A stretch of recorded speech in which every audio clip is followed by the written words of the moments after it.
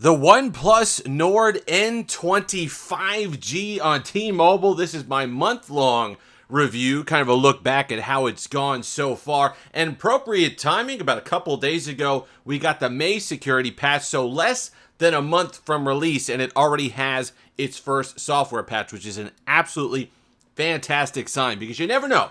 When you get sub $300, they could say the support's going to be there. They could say it's going to get X amount of updates or major upgrades of Android, but you never know how the security patches and the optimizations are going to go at this budget level. So to see a patch less than a month from release is certainly encouraging, especially given the rocky road that OnePlus has been on, at least OS-wise, for the last year or so since Oxygen OS 12. But of course here on the Nord N20, the fantastic decision to stick with Oxygen OS 11 and all the wonderfulness that comes with that, working well, perfectly snappy, just a great overall experience. So something that I think you're going to like and look forward to. And I know a lot of people on my initial impressions review, and then of course on the week later review, started saying, oh man, it's a hype, it's like a commercial, this thing. Let me tell you something. If you've watched these videos long enough that I do, you understand that I'm plenty critical of a lot of devices. So when I get excited about something, it's certainly genuine. And to have something that runs this well and ticks all the boxes that you'd want to have in a device and comes in sub $300, it's been so long since a device is kind of even under-promised and over-delivered that I have no choice but to be excited and to try to get that across to you, that if you're on the fence about this device, don't be. Run, don't walk. Right now, T-Mobile, 24 months if you sign up, $0. Zero. To get that, and a 24-month contract, by the way, or contract, they don't call it a contract anymore. You got to be signed up with them for 24 months, and then the rebates come. However they do it on the bill, okay? But the net of it is going to be you're going to pay nothing for this device for the most part. 24 months, which other carriers now, like AT&T, are doing 30 and 36. So to be able to pick up something like this that runs this well and is this snappy is absolutely a no-brainer. And it's great given the troubles that I think that Samsung has with some of the A-series lines. Okay, some of the Snapdragon ones are running just fine. You get reports back that the A52 was a perfectly snappy device. But given the troubles with the A53 and kind of the lack of competition that we have, especially in the United States, in the mid-tier range of devices, this is a good thing. I am glad that we're seeing more phones like the OnePlus Nord. They got the N200, they had the N100 last year, they had the N10, and now the N20. More variety, sub $500, only can help the competition and keeping people like Samsung, quite frankly, on their toes.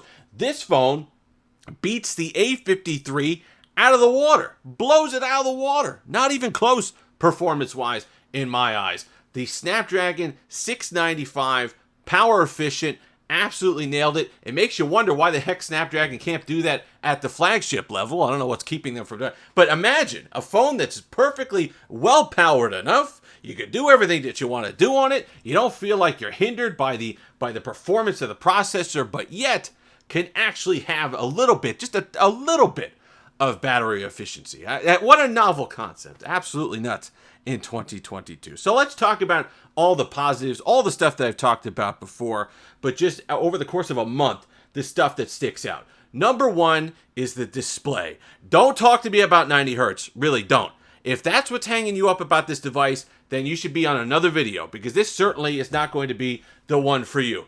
I've seen so many devices that give me the 90 hertz. And you see those goofy things on Facebook, right? Well, build your perfect computer, but you have $10. You spend $3 on the processor and $3 on the GPU, and it leaves you $1 for the power supply and $1 for the case and whatever else you're doing with those things. But those $10 challenges that you see online all the time. OnePlus spent their $10 wisely.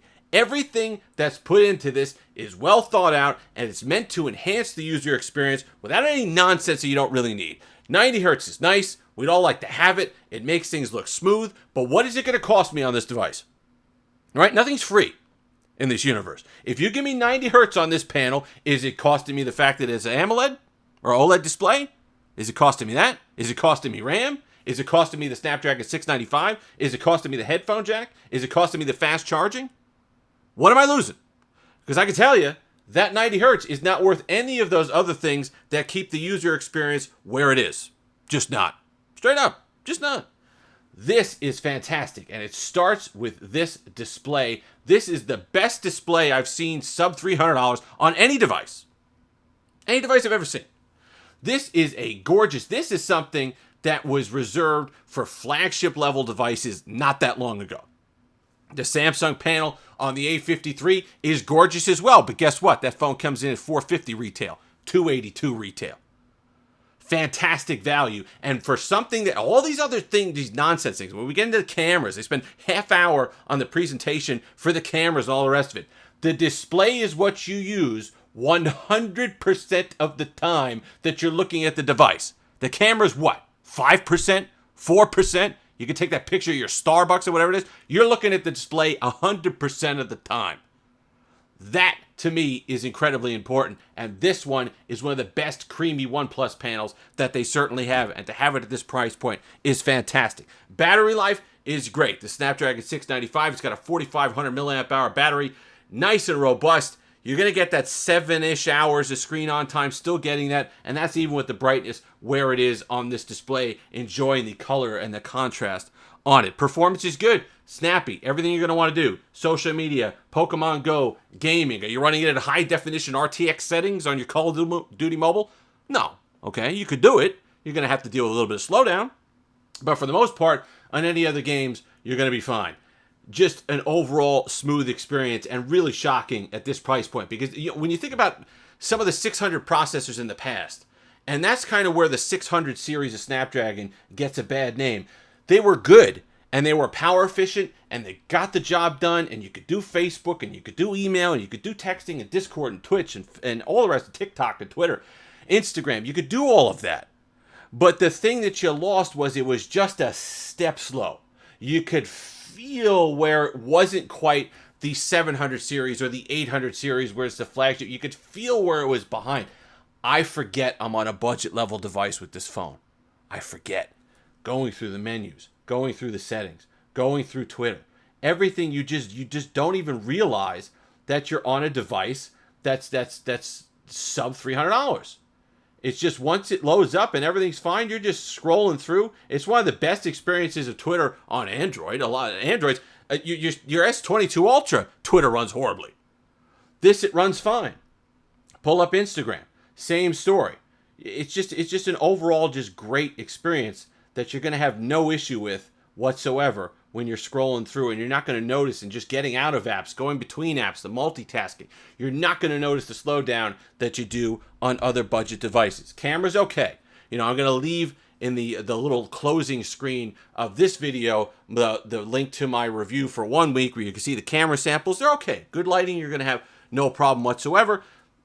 When it gets a little dimmer, you're going to have some issues there with some graininess and stuff like that. But you know what? In good light, the cameras, we're talking percentages different from flagship level cameras. It doesn't have the Hasselblad stuff, yeah, okay. But we're talking percentage point differences, not 50% or 70%, nothing like that when it comes to that. Certain things I wish they would change. This ambient display stinks. It really does. A lot of times it won't even give you the bit for the fingerprint sensor, so you have to go ahead and hit the lock button to get the fingerprint sensor, the on-screen fingerprint sensor to wake up, which works beautifully, by the way, every single time. No problems whatsoever. But this is what you got. For OnePlus, I know they don't give a lot of variety, certainly not as much as Samsung when it comes to your always on display, but I need a little bit more than this. It doesn't even show notifications. It won't even show if you have like a chat or a Instagram or a WhatsApp or anything like that. It wouldn't show any notifications here. There's no chat bubbles. There's no notification bubbles. Nothing. It's just this. You get the time. That's it. And then once in a while, you'll go ahead, you'll click it, and you'll get that, and you'll get right into it. A little thing can be fixed in software. Would be great if they did. Build quality, fantastic. Nice and thin. I think they said under 8 millimeters, which, listen, at some point it does get nuts. But it is light, and it is thin without feeling cheap, which is good. You don't feel like you're going to break this device. You don't feel like you need a case for it either. With the plastic build, you don't feel like you're going to drop it and it's going to instantly shatter. Quite nice. You get that light, the flat display, the flat back on it with the lightness and light thin design that you also don't feel is overly cheap, which is great. And then there's Oxygen OS 11, which if you've been on a OnePlus 9 or if you've been on a OnePlus 10 and you've forgotten just how wonderful it is pre-Color OS, go back and do it. Just the little things that work. Let's say when you're on One UI 4 point something, okay, and you click on a group of apps, what happens? It opens up a bigger window and the groups kind of take up the whole thing. What happens on Oxygen OS 11?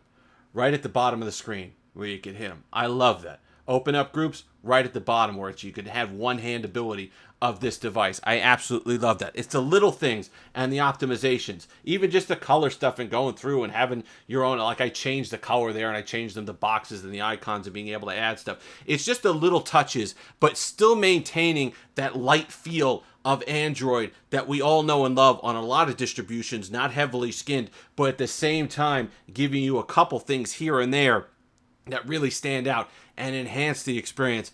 I'm telling you, if this is long-winded, that's fine. A lot of people, listen, it's a Steve Licious Tech video. If you're not in for a little bit of a rant, then I don't know where you are.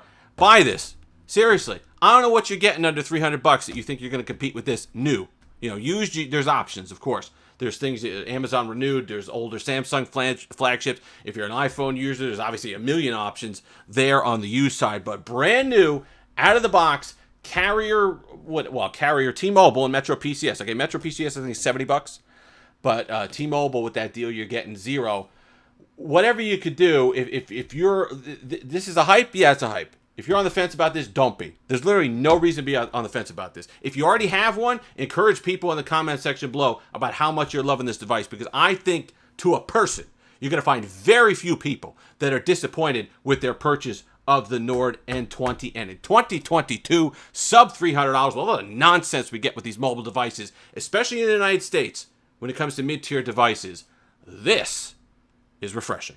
If you've made it this far, like, comment, subscribe, all that fun stuff. Until next time, have that Steve Licious day.